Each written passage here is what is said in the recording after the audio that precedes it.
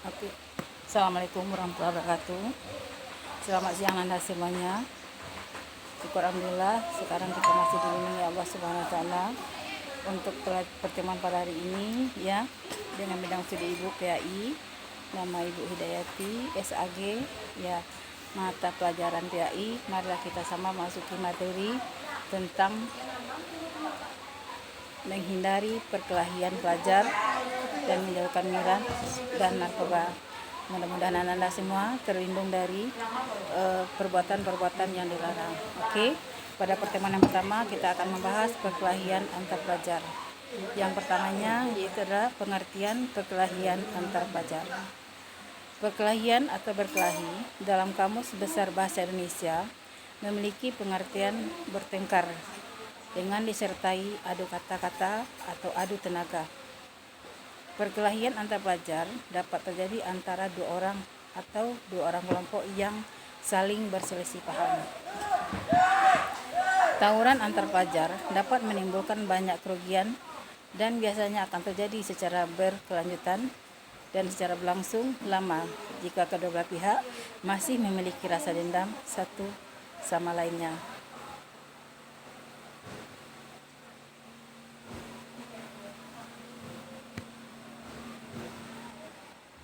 Kemudian faktor-faktor yang memicu perkelahian antar pelajar. Yang A-nya yaitu faktor-faktor lingkungan, sekolah, dan tempat tinggal.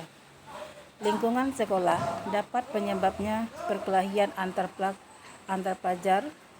Biasanya perkelahian antar pelajar atau tawuran terjadi dikarenakan karena pelajar itu terjerumus atau terpengaruh oleh ajakan teman yang berada di sekolahnya. Nah, apabila menolak ajakan tersebut, dia akan diterima sanksinya sehingga dia diasingkan atau dibully. Yang kemudian itu yang B, itu dari faktor keluarga. Selain lingkungan keluarga juga membawa pengaruh besar bagi sikap serta kepribadian pelajar. Nah, seseorang anak didik dengan baik, ia akan tidak membuat hal-hal yang menyimpang, mengganggu dan menyakiti orang lain. Kemudian yang C itu adalah terpengaruh dengan media.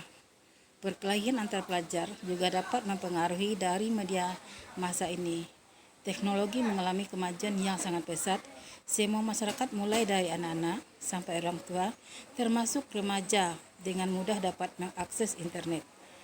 Para pelajar di usia remajanya atau masa peralihan kedewasaan sedang mencari jati diri dan sangat mudah terpengaruh oleh segala sesuatu yang didengar dan dilihatnya. Kemudian berikutnya Nanda, yang D, tidak bisa mengontrol diri. Masa remaja merupakan masa seseorang memiliki emosi yang tidak stabil dan idealisme yang tinggi. Ketika seorang pelajar tidak dapat mengembalikan emosi pada dirinya karena ejekan dan hinaan pelajar dari sekolah lain, hal ini akan memicu perkelahian antar pelajar.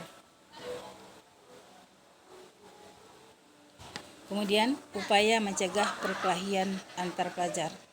Yang pertamanya itu adalah menambah kegiatan keagamaan di sekolah. Yang keduanya, mengisi waktu luang dengan mengikuti kegiatan yang bermanfaat. Yang ketiganya, memperkuat persaudaraan dan kasih sayang. Yang keempat, perlunya pengawasan orang tua atas kegiatan anaknya. Yang terakhir, menyadarkan pelajar tentang akibat buruk dan perkelahian antar pelajar. Kemudian lagi akibat perkelahian antar pelajar. Itu penyebabnya pertama, terputusnya tali silaturahmi. Yang keduanya, merusak citra baik diri pelajar yang terlibat tawuran. Yang ketiga, merusak nama baik sekolah sebagai lembaga pendidikan. Yang keempat, terganggunya proses belajar mengajar. Yang kelima, merusak fasilitas umum. Yang terakhir, timbulnya kecemasan dan keresahan masyarakat di lingkungan sekitar yang digunakan sebagai tempat kejadian tawuran pelajar.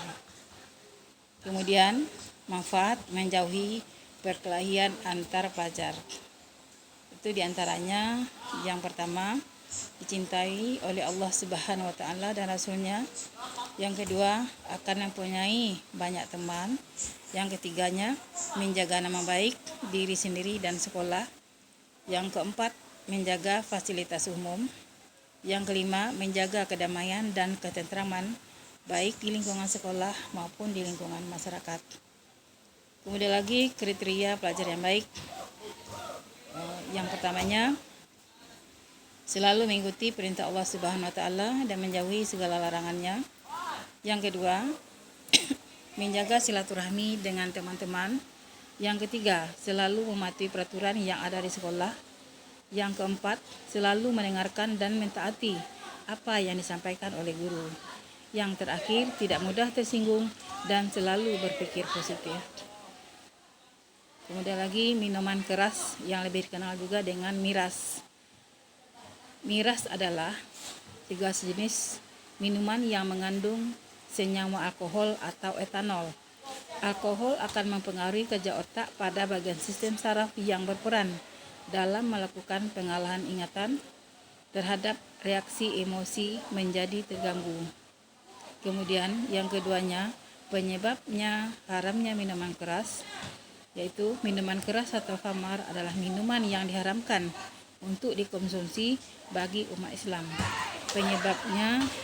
Penyebab lain yang diharamkannya adalah minuman khamar karena mudaratnya jauh lebih besar dari manfaatnya. Kemudian akibat dari miras diantaranya poin yang A, menimbulkan gangguan fisik seperti yang pertama, kerusakan jantung, kerusakan hati, peradangan lambung, kerusakan pada otot saraf, kemudian metabolisme tubuh terganggu, kemudian juga berisiko kepada impoten, kemudian juga kerusakan pada otak, kemudian penurunan fungsi indera dan mempercepat menopause, dan terakhir adalah cacat pada janin bagi ibu yang hamil dan lain-lain seterusnya. Kemudian lagi dari sudut yang menimbulkan gangguan jiwa yang berisiko kepada yang pertama, kerusakan permanen pada jaringan otak, yang kedua, gangguan daya ingat, yang ketiganya, merusak kemampuan belajar, dan yang terakhir bisa menimbulkan gangguan jiwa tertentu. Kemudian cara kita upaya untuk mencegah mengkonsumsi minuman keras itu adalah yang pertama, mendekatkan diri kepada Allah Subhanahu wa taala. Yang kedua, menjaga diri dari hal-hal yang merusak dan tidak berguna bagi diri sendiri atau orang banyak. Kemudian yang ketiganya, membedakan mana yang bermanfaat dan mana yang tidak bermanfaat. Kemudian yang keempatnya, selektiflah dalam memilih teman. Yang terakhir, selalu mengingat kerugian yang didapat yang ditimbulkan oleh minuman keras tadi. Kemudian manfaat menjauhi minuman keras itu diantaranya adalah yang pertama, mendapatkan pahala dari Allah Subhanahu wa taala. Yang kedua, terhindar dari perbuatan keji yang dapat menyebabkan Allah Subhanahu wa taala murka. Yang ketiganya, terhindar dari penyakit yang diakibatkan dari minuman keras.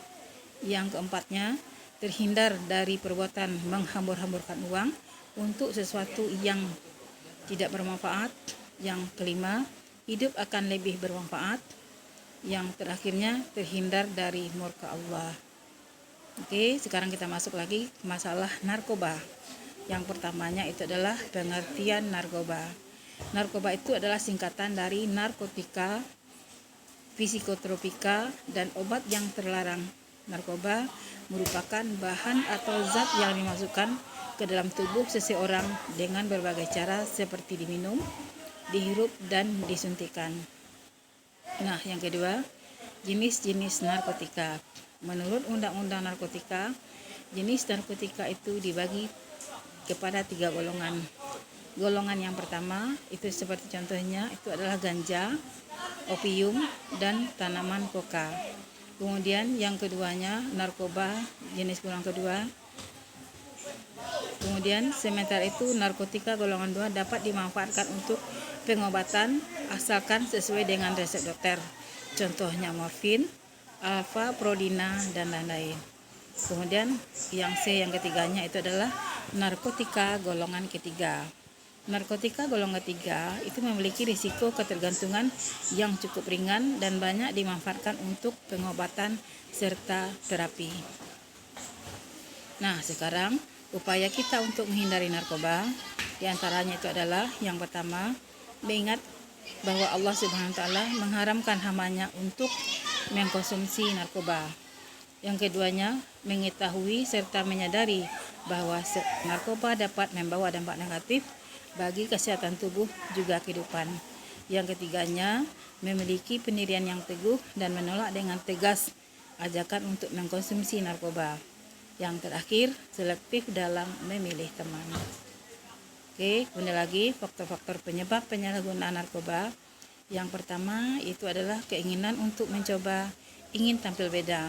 Yang kedua, menggunakan narkoba agar percaya diri. Yang ketiga, menggunakan narkoba sebagai gaya hidup atau lifestyle. Yang keempat, pengaruh lingkungan. Yang terakhir itu adalah salah pergaulan. Kemudian lagi kita lanjutkan akibat penyalahgunaan narkoba. Dampak dari terhadap fisiknya,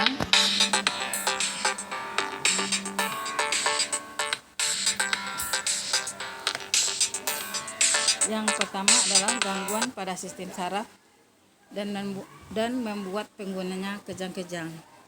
Yang kedua, halusinasi dan gangguan kesadaran.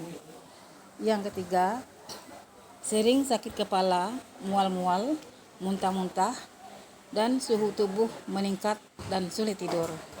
Kemudian lagi dampak terhadap psikis seperti 1. Sulitnya berkonsentrasi. 2. Perasaan kesal dan tertekan. 3. Lamban ketika bekerja, ceroboh, dan sering tegang serta gelisah. Kemudian yang terakhir itu adalah kematian karena overdosis. Nah, manfaatnya kita menjauhkan dari narkoba. Yang pertama adalah mendapatkan pahala dari Allah Subhanahu wa taala. Yang kedua, terhindar dari perbuatan keji yang dapat menyebabkan murka Allah Subhanahu wa taala. Yang ketiga, terhindar dari penyakit yang diakibatkan dari menggunakan narkoba. Dan yang keempat, tidak menghamburkan uang untuk sesuatu yang tidak bermanfaat. Yang kelima, memiliki pergaulan yang baik di masyarakat. Mungkin sampai di sini materi kita pada hari ini. Insya Allah Anda semua dijauhkan dari segala macam musibah dan bahaya, dan dijauhkan dari terjerumus dari perbuatan-perbuatan yang dilarang oleh Allah Subhanahu wa taala. Tutup sampai di sini materi kita pada ini. Wa akhiru kalam akhiri. Assalamualaikum warahmatullahi wabarakatuh.